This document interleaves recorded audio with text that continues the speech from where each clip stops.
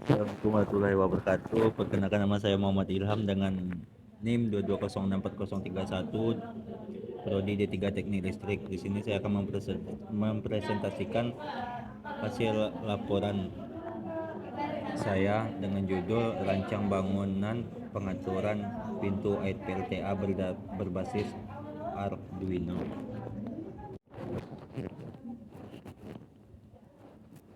Bab 1, pendahuluan. Latar belakang. Air adalah sumber kehidupan. Tanpa air tak satupun makhluk hidup di bumi ini dapat bertahan. Air dapat dimanfaatkan untuk berbagai kebutuhan hidup, salah satunya sebagai sumber pembangkit listrik. Energi listrik dalam kehidupan sehari-hari memiliki peran penting.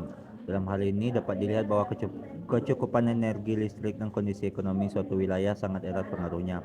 Hal ini ditandai pula oleh besar kecilnya pemanfaatan energi listrik akan menunjukkan tingkat kesejahteraan suatu wilayah, menurut JPS Isanto Wijayanto. Oleh sebab itu, kita harus dapat mengendalikan jumlah debit air yang akan dimanfaatkan untuk sumber pembangkit listrik tenaga air atau PLTA. Salah satu cara pengendalian debit air adalah dengan membuat bendungan atau waduk. Pada bendungan atau waduk, tentunya dapat pintu air harus dibuka dan ditutup sesuai dengan keadaan volume air yang ada dalam bendungan itu. Nah, pembuatan pintu air otomatis air menggunakan Arduino. Arduino dikatakan sebagai sebuah platform dari physical computing yang bersifat open source. Arduino tidak hanya bekerja sebagai alat pengembangan, tetapi ia adalah kombinasi dari hardware, bahasa pemrograman, dan Internet Development Environment, tadi singkat IDE, yang canggih.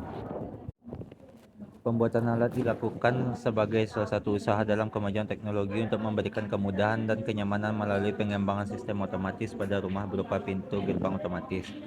Nah, dengan tujuan merancang pintu air PLTA otomatis berbasis Arduino dan menganalisis penggunaan Arduino dalam pembuatan pintu air PLTA otomatis. Dengan manfaat dapat memantau kegiatan, mengontrol buka tutup pintu air PLTA melalui Visual Basic, memberi kemudahan dan pengontrolan pintu air PLTA, dan mengembangkan pemanfaatan Arduino sebagai kit microcontroller. Rumusan masalah. Berdasarkan permasalahan yang telah diuraikan di atas, maka saya dapat merumuskan masalah sebagai berikut. Alat apa yang akan dibuat untuk mempermudah dalam buka tutup pintu air PLTA? Bagaimana alat ini bekerja? Batasan masalah. Kegiatan ini bertujuan untuk mendesain model pengaturan pintu air di pembangkit listrik tenaga air PLTA di mana operator dapat melakukan pengontrolan melalui komputer. Metodologi penelitian. Langkah yang akan ditempuh dalam menyelesaikan proyek kecil ini diantaranya adalah studi literatur. Nah, studi literatur, pencarian dan pengumpulan literatur dan kajian-kajian yang berkaitan dengan masalah-masalah yang ada dalam proyek akhir, baik seperti berupa artikel, buku referensi, internet, dan sumber-sumber lain. Analisa masalah, menganalisa semua permasalahan yang ada berdasarkan sumber-sumber yang ada dan berdasarkan pengamatan terhadap masalah tersebut. Perancangan dan realisasi alat, membuat perancangan alat berdasarkan parameter yang diinginkan, kemudian merealisasikan rancangan tersebut. Pengujian sistem. Setelah dapat perancangan berdasarkan standar yang ada, tahap selanjutnya adalah melakukan pengujian sistem untuk melihat kinerja sistem tersebut. Sistematika penulisan secara keseluruhan. Sistematika penulisan yang dilakukan dalam tugas akhir ini adalah sebagai berikut. Bab 1, pendahuluan, berisi latar belakang, rumusan masalah, batasan masalah, dan sampai sistematika penulisan. Dasar teori. PLTA, pembangkit listrik tenaga air, atau lebih dikenal dalam singkatan PLTA, adalah pembangkit listrik yang memanfaatkan aliran air, yakni merubah energi potensi menjadi energi kinetik. PLTA adalah pembangkit yang mentransformasikan energi potensial menjadi energi kinetik yang menghasilkan energi listrik. 2. Mikrokontroler Atmega 328. Atmega 328 adalah mikrometer keluaran dari Atmel yang mempunyai arsitektur reduced instruction set komputer, di mana setiap proses eksekusi data lebih cepat daripada arsitektur complete instruction set komputer. Nah, yang ketiga, Arduino Uno. Arduino merupakan sebuah board minimum sistem microcontroller yang bersifat open source.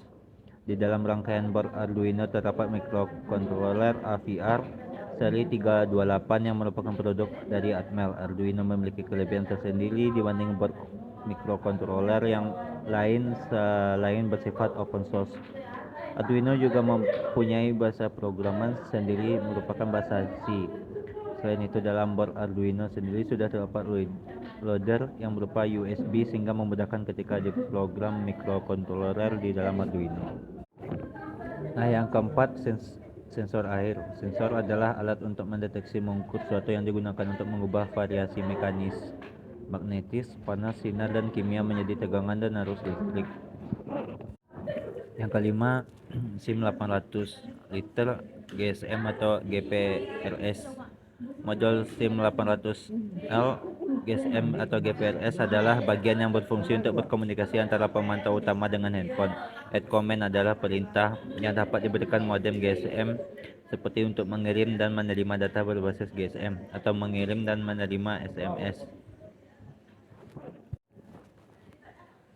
Nah, yang keenam, SMS atau Short Message Service. SMS Gateway adalah komunikasi menggunakan SMS yang mengandung informasi berupa nomor telepon seluler pengirim, penerima, waktu, dan pesan. Informasi tersebut dapat diolah dan bisa melakukan aktivitas transaksi tergantung kode-kode yang sudah disepakati. Dan yang ketujuh, LCD atau Liquid Crystal Display. Display elektronik adalah suatu komponen elektronika yang berfungsi sebagai tampilan suatu data baik karakter, huruf, ataupun grafik. Bab 3. Mode penelitian yang digunakan dalam penelitian tugas akhir inilah sebagai berikut: studi pusaka, eksperimen, lokasi penelitian, alat dan bahan penelitian. Alat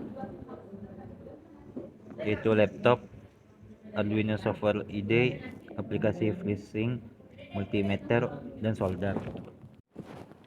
Bahan dengan terdiri Arduino Uno Atmega 328, SIM 800L GSM atau GPRS, LCD 12C interface, motor servo, konverter DC to DC, power supply, kabel jumper, kabel tembaga, resistor 33 kilo ohmega, akrilik, relay, dan pompa air. Dan yang keempat, perancangan alat. Diagram blok alat. Diagram blok dibuat untuk susunan yang disajikan pada gambar 10 sebagai berikut. Dan yang kedua, perancangan perangkat keras. Perancangan perangkat keras dilakukan dengan cara menghubungkan masing-masing komponen dengan mikrokontroler yang digunakan pada alat kendali pintu air sawah secara otomatis sehingga alat dapat dioperasi sesuai dengan fungsinya. Pada gambar 11 merupakan rangkaian seluruh komponen yang bekerja saling menghubung dan saling berkomunikasi. Dan yang ketiga, perancangan perangkat lunak. Dan yang kelima, hasil dan pembahasan. Hasil perancang model alat. Dalam pengujian skema rangkaian keseluruhan alat ini bertujuan dapat mengetahui pengontrolan atau pengendalian keseluruh komponen yang digunakan. Dan yang analisis hasil sensor air. Dalam hasil pengukuran diperoleh penulisan dengan hasil perhitungan yang dilakukan disajikan dalam tabel sebagai berikut. Hasil yang diperoleh di atas diubah ke dalam bentuk digital dengan menggunakan persamaan 2.1 yang diperoleh hasil sebagai berikut. Nah, bab 4 dengan kesimpulan, pada penelitian ini telah dibuat oleh model kendali pintu air sawah otomatis dengan SIM 800L berbasis mikrokontroler Arduino Uno. Sistem kerja alat ini mampu melakukan buka tutup pintu air pada lahan sawah secara otomatis serta memberikan informasi ketinggian air dengan bantuan sensor water level, dan informasi tersebut akan dikirimkan melalui SMS kepada petani. Penelitian ini menggunakan 4 metode input sebagai acuan dalam pengoperasian alat, dan diantaranya yaitu mode pengolahan digunakan sebagai acuan level air dalam proses pengolahan lahan sawah, mode penanaman digunakan sebagai acuan level air dalam melakukan proses penanaman padi pada lahan persawahan, model normal digunakan sebagai acuan level air yang cukup untuk tanaman melakukan proses fotosintesis, dan mode pupuk digunakan sebagai acuan level air untuk melakukan proses pemupukan tanaman padi. Nah, yang terakhir saran. Yang pertama, penelitian ini masih menggunakan satu pintu input dan satu pintu output untuk irigasi, sehingga ke depan dapat dikembangkan menggunakan pintu yang bekerja baik sebagai input maupun output air dari irigasi. Dengan mempertimbangkan adanya kemungkinan terjadinya gangguan listrik, penelitian ini dapat dikembangkan dengan menggunakan satu daya mandiri sehingga alat dapat beroperasi dengan baik. Mungkin itu saja hasil dari presentasi laporan tata tulis karya ilmiah dari saya. Sekian, terima kasih. Wassalamualaikum warahmatullahi wabarakatuh.